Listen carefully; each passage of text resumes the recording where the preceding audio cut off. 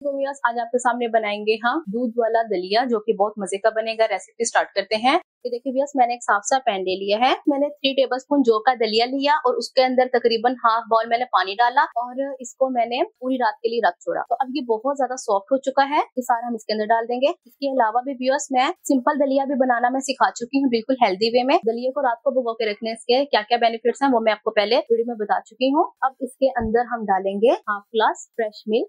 बिस्मिल्लाहिर्रहमानिर्रहीम। फ्लेम को ऑन करेंगे, मिक्स करेंगे।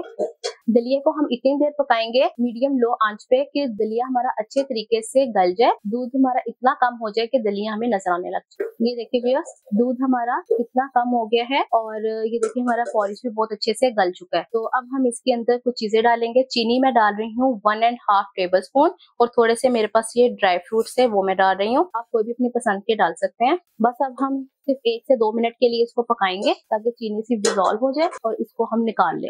देखिए भैया हमारा दूध वाला दलिया बनके रेडी हो गया है। तो आप इसको अपने ब्रेकफास्ट में भी यूज कर सकते हैं। आप मुझे कमेंट बॉक्स में बताना कोई रेसिपी कैसी लगी। इंशाल्लाह मैं नई रेसिपी आपके सामने हाजिर होंगे। अल्लाह हाफिज।